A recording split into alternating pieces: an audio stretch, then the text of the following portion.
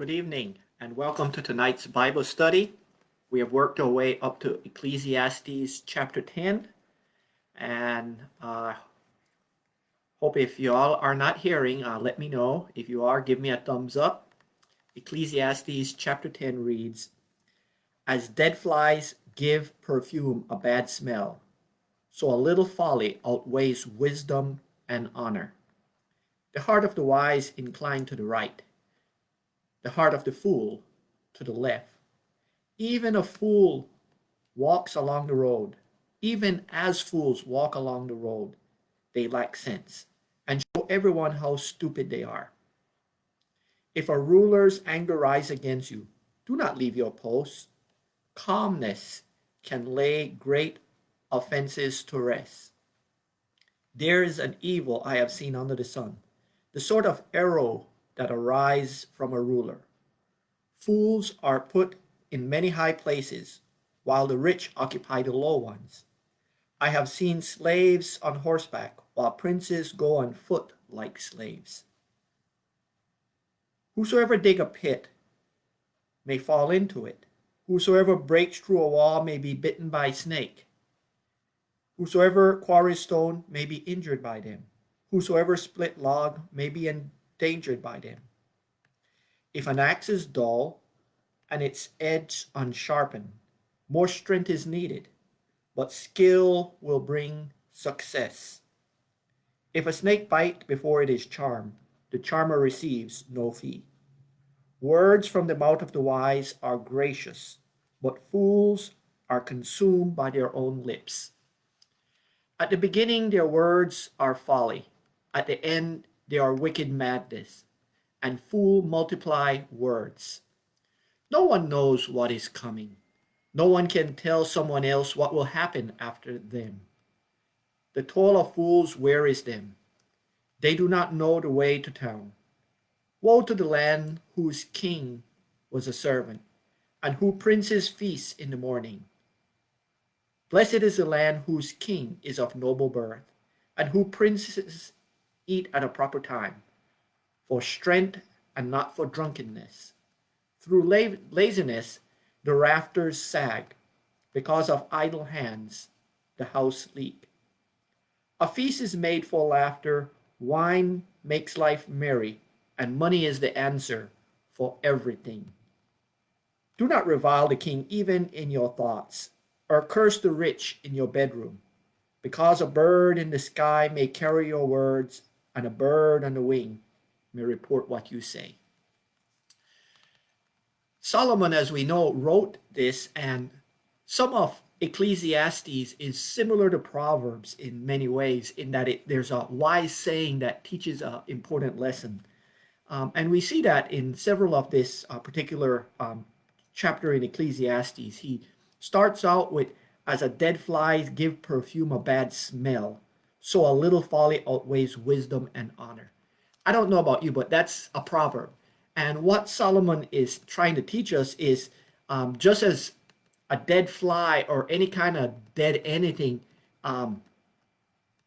gives a bad smell, you could, cover it up with perfume, but death is death. And as dead flies give perfume to a bad smell, so a little folly. And the point is not about the bad smell, it's about folly, it's about foolishness. And Solomon makes a big deal about wisdom versus folly.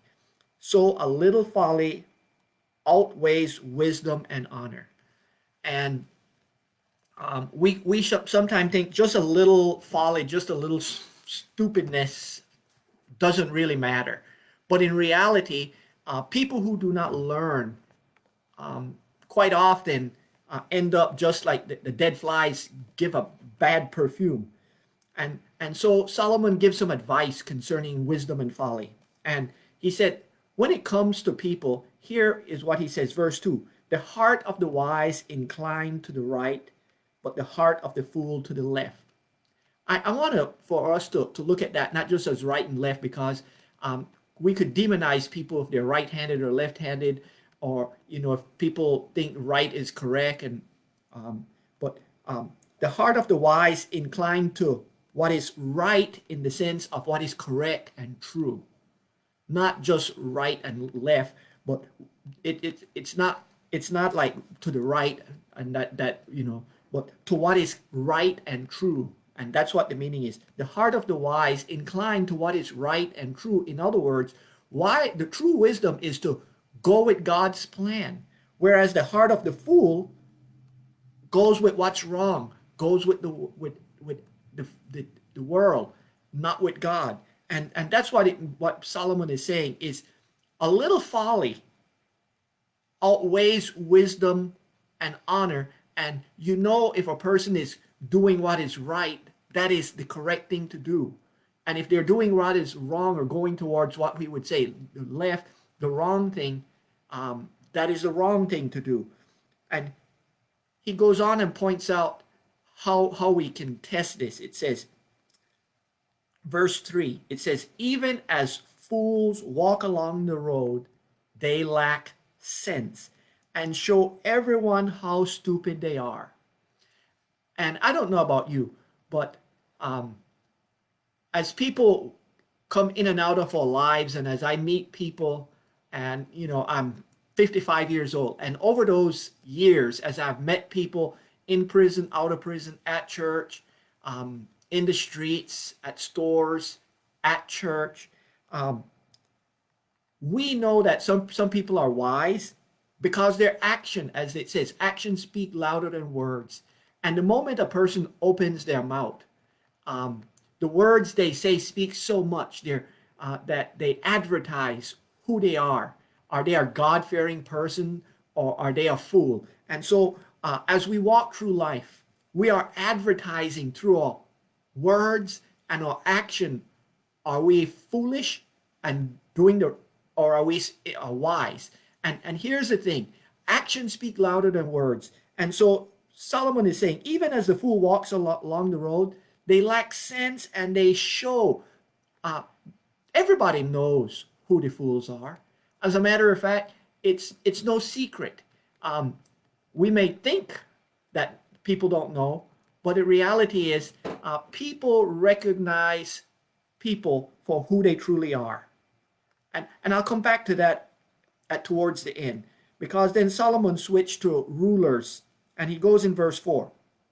If a ruler anger rise against you, do not leave your post. Calmness can lay great offenses to rest. And so he gives here an example of how do you know if a person is wise or a fool. If the leader, the king, is angry at you for something, do not leave your post. In other words, if the king is angry, the first thing that a fool wants to do is get out of sight and out of mind and try to cover up the wrong. But the last thing you want to do is that Solomon points out, calmness can lay great offense to rest. The wise person never reacts. They remain calm in the face of anything that happened, even the anger of the leader. And I understand this only too well. Quite often, as I was at work at the federal prison, if the warden got angry at somebody, a lot of staff and even some department heads and such would run for cover. And by that I mean they were doing what we call CYA, cover y'all. And there are times that they got the leader, the ruler, got angry. But here's the thing: do not leave your post. Do your job, in other words. I remember a couple times when the warden got angry at something I did, and I had to remind him, Warden, I did what I did because I am the head chaplain, and what you're asking for is not, I know what the answer you want, but it's not the right answer. And as the chaplain, I have to speak up for what is right. And by remaining calm and remaining who I am, not leaving my post, whereas there were some other people who always what we call kiss up. If the warden was angry about certain, they would kiss up to the warden and try to placate him by giving him the answer that they think he wants. That's not real wisdom. The reality as human beings, especially as Christians, we are supposed to remain calm and we're supposed to do the right thing in the right way and not leave our job, but do our job. Solomon continues again and points out that leadership is important. Let's look at what he means by verse 5. There is an evil I have seen under the sun, the sort of arrow that arises from a ruler. And he's talked about when rulers or leaders do wrong things, the sort of arrows that arise from leaders, from rulers. Listen to what a bad leader will do. Verse 6. Fools are put in high position while the rich occupy the low ones. What Solomon is saying here, and I notice in my 26 years, wardens came and left, and so did associate wardens. As a matter of fact, I had like 26 associate wardens in the 26 years I was a head chaplain. And they came and went. And quite often, when you had a bad warden, he usually elevated and promoted people who were bad. And I saw that happen. So the king or rulers or leaders put fools in high position. And the reason is, if they're a bad leader, they usually choose bad people to be with them. And they put good people in low positions. And, and over the 26 years, I had good wardens and bad wardens. I had good leaders and bad leaders. I had both male and female leaders. I had no problem with either of them. The reality is, what made the difference was not their gender, were they good leaders or not? Did they elevate the wrong people and put them in position of power and authority and responsibility, and then put the good people in low position? And I can tell you, there were times that I was, quote unquote, in the penalty box because the warden was a bad leader and he wanted to get his way, and he promoted the wrong people and pushed the wrong agenda. And I remember one meeting, we were sitting around as department heads, and we had 20 department heads, 3 associate warden and a warden, and the warden, everybody knew the warden's position on a particular issue. And only 2 people stood up to the warden and said, "Warden, this is why we should do it this way." Myself and another department head. All the other went along because they thought they were going to placate the leader. The reality is, even if the ruler is angry at you, do your job. Do not leave your post. Remain calm. Do the right thing. Because here's the thing. As I mentioned, kings, leaders come and go. In the years that I was a department head, I saw, one year I had 3 different bosses. 1 year. They changed the associate warden responsible for me 3 times. And so they come and go. And they make this arrow sometimes. They put the wrong people. They put fools in position of high position, and they put good people, intelligent people, in low ones. And so Solomon continues this. Of course, the language is archaic. "I have seen slaves on horseback, while princes go on foot like slaves." And that's what they do, is they promote the wrong people, people that should be at the bottom of the round, they promote them, and people that are smart and intelligent and are good leaders and good, they have them at the bottom. It all starts with leadership. I don't know how else to say it. And that's what Solomon is saying in verse 5. "There is an evil I have seen under the sun, the sort of arrow that arises from a ruler." Bad leadership bad leaders make bad decisions and promote the wrong people. Good leaders make good decisions and promote good people. That's what Solomon is saying. And if it's a bad leader, they promote the wrong people. So people that should be slaves or low people in the rank are promoted and are riding the horses of important jobs and stuff. And people who should be doing the important thing, they're walking and serving and aren't getting it. He goes on in verse 8 and talks about life. It says, "Whosoever digs a pit may fall into it. Whosoever breaks through a wall may be bitten by a snake. Whosoever quarries stone may be injured by them. Whosoever split log may be endangered by them." And that's just the way life is. If you're digging a pit, you have to be careful. If you're breaking through walls, you have to be careful, especially where they would break down a wall. And I remember breaking down a little stone wall once, and out popped a snake. You might be bitten by it. So you have to be careful when you're doing whatever job you're doing. And he points out different types of job. And then he gives the advice. It's not the job per se, it's the skill of the person doing the job. Listen to verse 10. It said, if the axe is dull and the edge unsharpened, more strength is needed. But skill will bring success. Skill, intelligence, bring success. We all know if you have a dull axe and try to chop down a tree, you will have to use more strength. But if you take your time and have skill to sharpen it, and you have skill to chop properly, the tree comes down with little or no work. So be digging with pits, breaking through walls, quarrying stones, or splitting logs, or any job. If you have a fool doing the job, they will end up with problems. But if you have a good skill, intelligent craft person doing the job, they will do a good job. And so verse 11 is continuing that idea. It says, if a snake bites before it is charmed, the charmer receives no fee. In other words, if a foolish person have a job and they don't complete it, they're not going to get paid. Unfortunately, though, the problem quite often is leadership. And we see that on the national stage, where if we have a person who is on top, be it the president of a corporation or the president of the United States or the governor of a state, good leaders make things good, bad leaders make things bad. Verse 12 continues with the idea of wisdom concerning and fools. It says, words from the mouth of the wise are gracious, but fools are consumed by their own lips. And again, what we say are so important.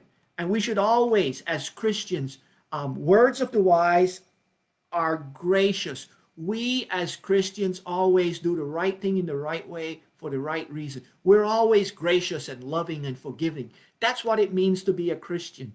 Unfortunately, fools are consumed by their own words. And Solomon points out what it means. From beginning to end, they are consumed.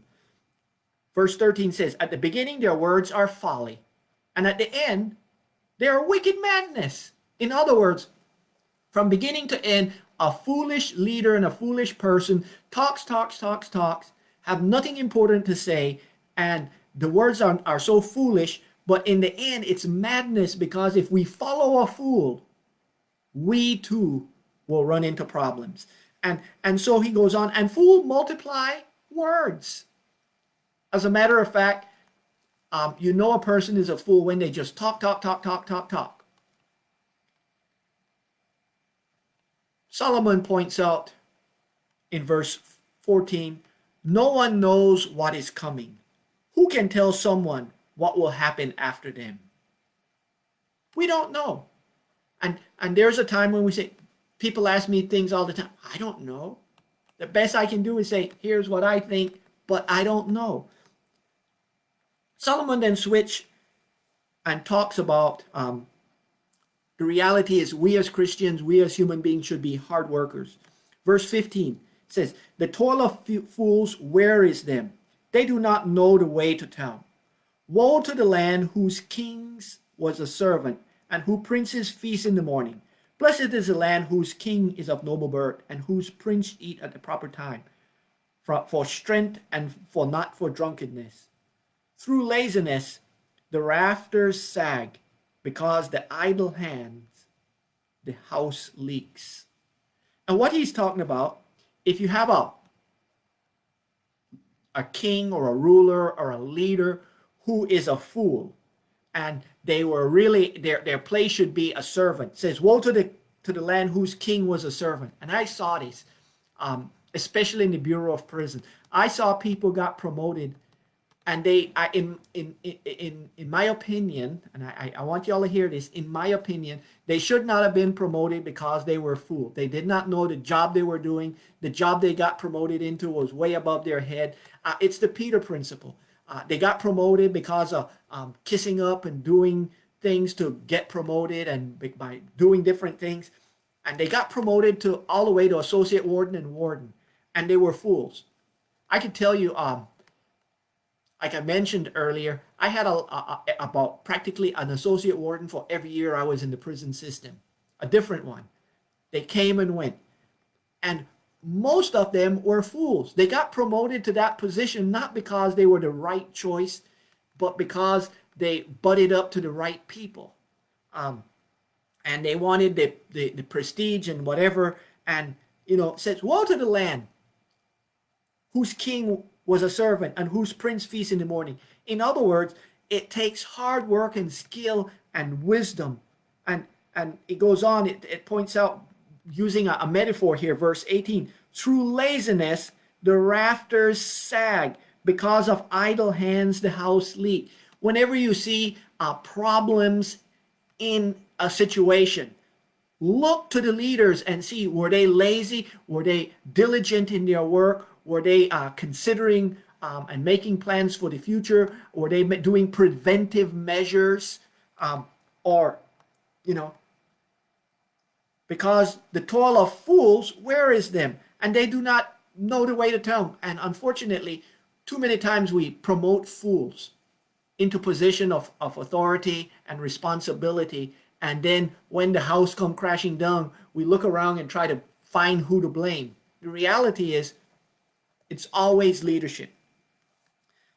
Solomon then switched with this idea, picking up in verse 19. It says, a feast is made for laughter, wine makes life merry, and the money is the answer for everything. This is a proverb that we truly need to understand. I wish I had more time.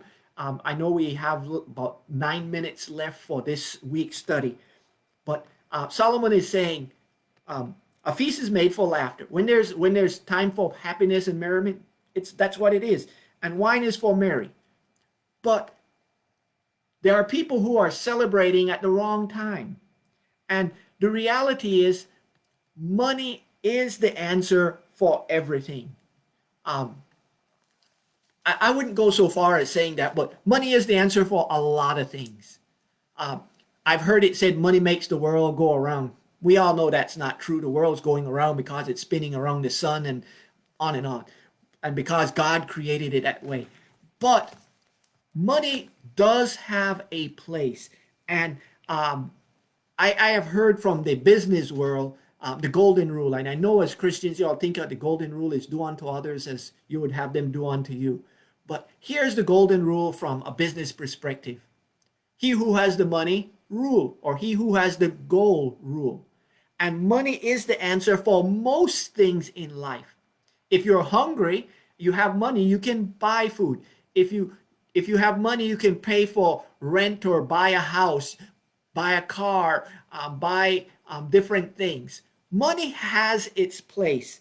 And so Solomon is pointing out that a rich person, even if they're stupid, they can buy things and buy a lot of stuff and a lot of the answers. But more important than money is don't be a fool. Listen to what he says. Verse 20. Do not revile the king even in your thoughts, or curse the rich in your bedroom, because a bird in the sky may carry your words, and a bird on the wing may report what you say. Quite often, we think that, and I've heard this, and I used to be this way.